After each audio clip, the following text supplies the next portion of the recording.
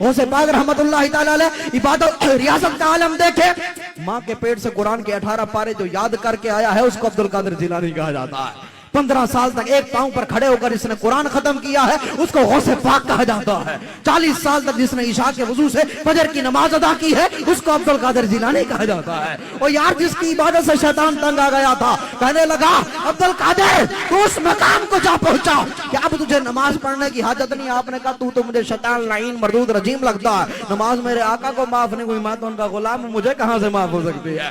اس نے کہا عبد القادر اس بار سے میں نے بڑے بڑے ولی گمراہ کر دیے، تجھے تیرے علم نے بچا لیا۔ غوث پاک نے کہا تھا تو بدبخت ہے، تو جھوٹ بولتا ہے، مجھے میرے علم نے نہیں میرے رب کے فضل نے بتایا ہے۔ یہ تھے غوث پاک رحمتullah تعالی علیہ۔ ایسے نہیں کہ غوث پاک نے کہا میرا باپ پیر تھا، میرا دادا پیر تھا، میری ماں ولیہ تھی، میری نانی ولیہ تھی، میرا دادا ولی تھا، میری دادی ولیہ تھی، میری پھپھو ولیہ تھی، مجھے دین پڑھنے کی حاجت نہیں۔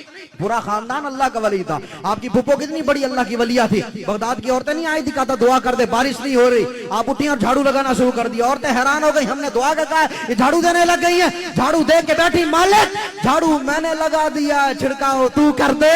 یہ کہنے کی دیر تھی زوردار بارش شروع ہونے لگ گئی۔ یعنی پھپھو اللہ کی ولیہ، لیکن دیکھیں کہ اللہ تبارک و تعالی نے مقام کیا عطا فرمایا، اتنا بڑا مقام۔ آپ دیکھیں کہ غوث پاک رحمتullah تعالی علیہ 25 سال تک جس نے عراق کے جنگلوں میں درختوں کے پتے کھا کر حضور کا دین سیکھا ہے اس کو عبد القادر جیلانی کہا جاتا ہے۔ 25 سال تک، اس کے بعد آپ تدریس کرتے رہے، فتوہ دیتے رہے اور 90 سال تک حضور کا دین پھیلاتے رہے۔ علم کا عالم کیا تھا؟ بغداد کے 100 عالم آئے تھے آپ کے پاس امتحان لینے کے لیے، دیکھتے ہیں کتنا علم ہے غوث پاک کے پاس۔ آپ کے پاس آگے بیٹھے نا، آپ نے اشارہ کیا، سب کا علم ہی اٹھا لیا۔ وہ سارے ہکے بکے حیران ہو گئے کہ یار ہم کرنے کیا آئے تھے؟ آپ نے ایک کو کھڑا کیا، کہا یہ تیرا سوال تھا، یہ تیرا جواب ہے، بیٹھ جا۔ دوسرے کو کھڑا کیا، کہا یہ تیرا سوال تھا، یہ تیرا جواب ہے، بیٹھ جا۔ تیسرے کو کھڑا کیا، اس کو اس کا سوال بتایا، جواب بتایا۔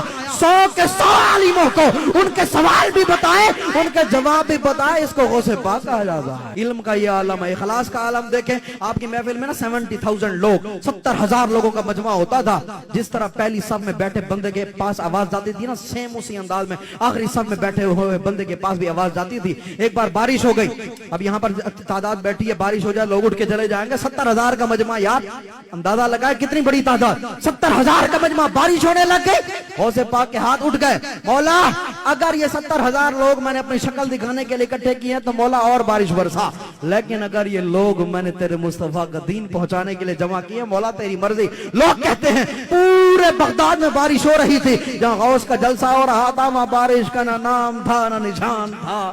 اور کریں یہ اخلاص کا عالم ہے۔ آپ نے کرامتیں بھی دکھائیں تو اپنے لیے نہیں، کرامتیں بھی دکھائیں تو مصطفیٰ کے دین کے لیے دکھائی ہیں۔ وہ عیسائی کو مردہ زندہ کر کے دکھایا تھا، بڑی مشہور بات ہے۔ اس نے کہا تھا بتائیں جی اب کیا کرنا ہے میں نے، تو کہ میں نے تو یہی کہا تھا، آپ نے مردہ زندہ کر دیا، جو آپ کہیں گے میں کروں گا۔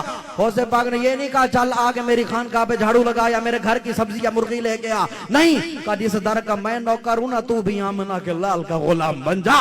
کہا یہ کرامتیں بھی ہم اپنی ذات کے لیے نہیں مصطفیٰ کے دین کے لیے دکھاتے ہیں۔